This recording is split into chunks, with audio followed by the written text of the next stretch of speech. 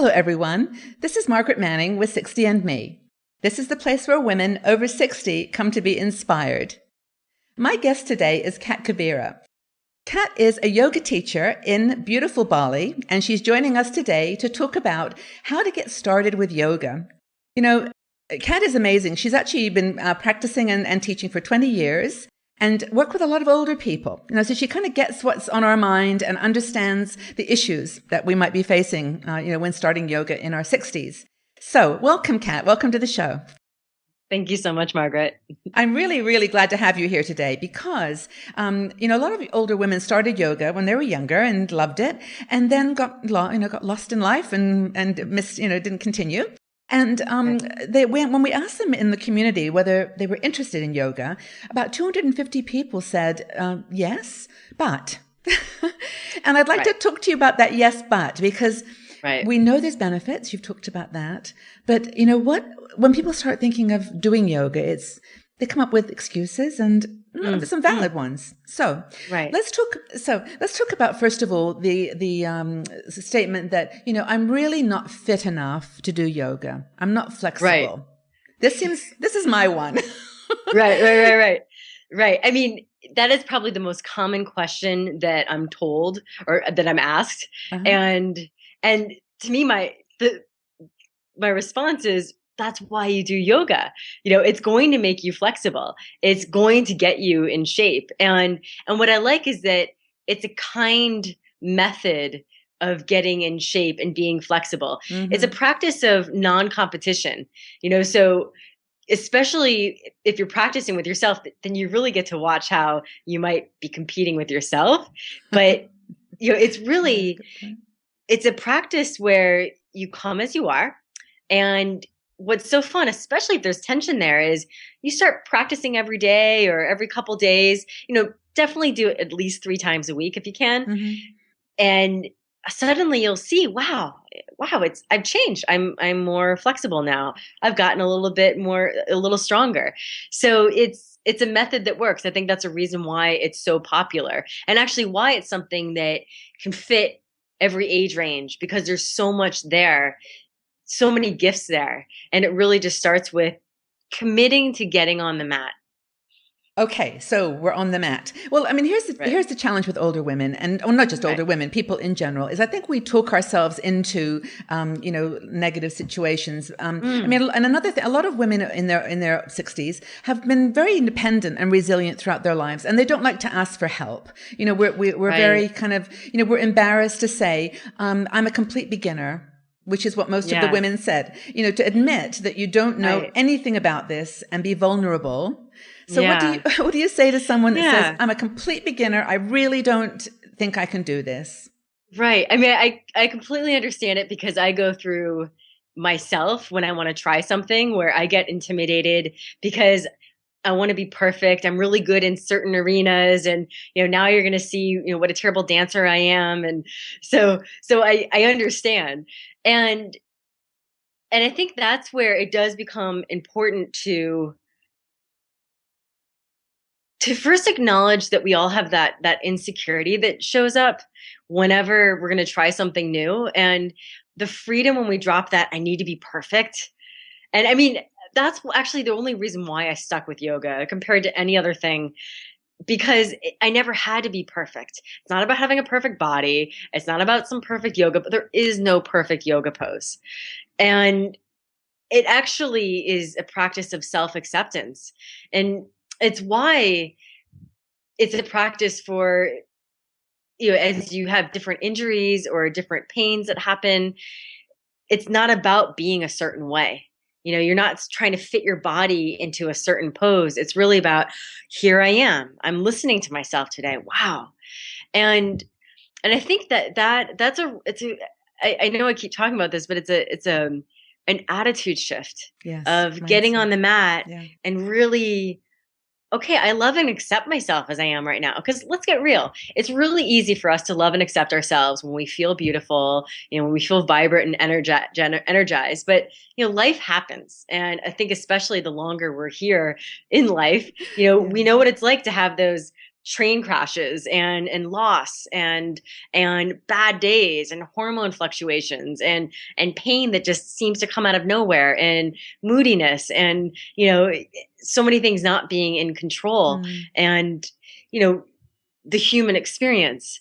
And yoga to me is the meeting of the human experience. Yeah. So That's a powerful yeah. statement. And I think that a lot of people will understand that. And that's a very powerful statement. And I think that it's, I guess the message here is it's okay to be a beginner. It's okay to be vulnerable and to just, as you said, just to, meet your insecurities and embrace them and, and go for it. But here's another situation that that comes up a lot, because part is the media. I mean, when you go into shops for yoga clothes, they're all size 2. Right. You get this image that the only people on the planet who are capable and worthy of doing yoga are 18 to 25 year olds who are already perfectly fit and in good health.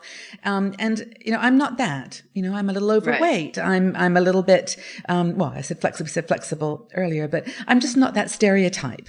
So maybe you could share your thoughts on that. How do we overcome that?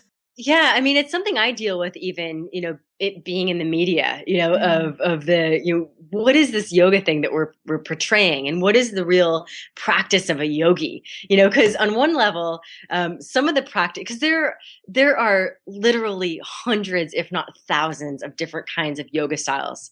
So there's one style that was developed for 16-year-old boys in gymnasiums, and I even know, now that I'm not in my 20s, that doesn't work for my body, and to have hips, there are certain practices that won't work because I have breasts and hips. So it's being really honest about what is the healthy practice.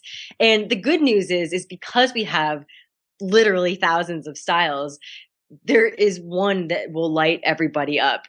And my experience as a teacher is that if I were to look at all of my students who show up, and I teach a lot, I've been teaching so much, it's not the slim fit 20 somethings, that are coming to my class. It's especially when we do, like I do a lot of hatha practices and yoga therapy. What's so nice, you show up in your pajamas or your sweatpants and everyone's just comfortable. And there's a nice comfortable vibe in the room too, because, people are just real and here to just be with themselves and work a little kink out. And, it's, I think especially as we get older, we get over that dramatic, here I am and hurrah, because we know that life is, there's that depth in the quiet and just showing up every day. And, some days it's beautiful and other days it's something else. And, we're just here on the ride. So, that's one of the reasons that in the video series that we worked on, we tried to just make it very, very simple for people. There's no elaborate equipment or, we tried to sort of make this very approachable. But, what you've just said, Kat, is I think super important. And that has got to do with attitude and feeling confident in just showing up, like you said. Right. But there are, your class is unique. You're in Bali where things are maybe a little more relaxed. If you live in New York City, you're probably going to be a little embarrassed walking in that door. So how do you, maybe it is mindset, but how do you deal with that? Well, you know what? I would say also different studios have different vibes. So there's a studio, because I travel a lot and I drop into studios. And one of my favorite teachers, who's in her 60s, she teaches in, Santa Monica. And when I walk into class, no one's wearing, it's all people like 50 plus, and it's a really comfortable vibe. So I do think that if you are going to practice in a studio, that there are so many different kinds of communities. And I think that that's the gift, that there is this thing called a yoga community. And it's a place where you can find other people who have that same mindset. So my first yoga teaching class happened to be through the YMCA, and it was actually all women over, it was actually women 55 plus. And it was a great community. We'd all have tea afterwards and coffee and bring cake in. And it was great, and sometimes, we'd have classes that I taught at a church. And again, it was a great community that gathered together. So what I say both to practitioners and also to teachers, you got to find the place that's yours. You know, it's just like if you go to a restaurant, you know, you can walk into a restaurant and say, ah, this is my place, or, you know, this isn't my vibe. And they're definitely, because I'm a little bit more down home. When I go around and practice, I find the place where it's that down home feeling, and they do exist. You know, I've taught and practiced in Boston, in New York, and Tokyo, in Spain, in Sydney, in Los Angeles, and I've always found in San Francisco that place where there isn't that pretension or that feeling that you have to be a certain way. And there are. I think that, sorry, No, it's when okay. you'll walk into the door and there will be that person who's like, hey, how are you? You know, and you'll feel that, and you'll be invited to step in a little bit further. And I get it. I would totally be nervous my first time of going to my first yoga class. And I'm thankful that I've been teaching and practicing for so long, because I do understand that anxiety. I get it for other things. Yeah. So I think it's just recognizing it, that's just a response. And that's when you grab a buddy to go, or just even to realize, all right, I'm going to have that anxiety for the first 5 minutes, you know, or 10 minutes. And that's just what it's going to be like. But once I'm on the mat, I'm going to be fine. You know, And that's great advice. And I think that a lot of women too, over the years, learn how to be a little bit immune to stereotypes and criticism. And I think our community we talk about that a lot, you know, that we can feel that nervousness as we go into that kind of setting, but we don't really honestly care what people think about us that much anymore, you know, honestly. Right. But there's other things, of course, you can do. And you can do a video series in your home. You know, you don't have to go to or like you said, you can start your own group in a church or community center. But I think the advice of finding your tribe, you know, is the right one. But okay, there's a final but that maybe it's a but and a but. Right. is I am overweight, I'm plus size. I don't fit into those little leggings, and I just can't even bend in those positions. We did an article on this about plus size women, and there are some yoga centers starting. But generally speaking, what's the message to women with a little extra weight? Yoga is the practice of loving yourself and loving your body. And what I've noticed both in myself, but also especially with all my students who've been plus size, is that suddenly that practice of yoga and starting to realign body and drop the tension and pain, suddenly the weight factor drops away. And there is this interesting thing where suddenly you'll start to tone up a little bit without even realizing it, just from these simple movements. So, but it's done in this loving attitude. So you just start to get to know the geometry of your body.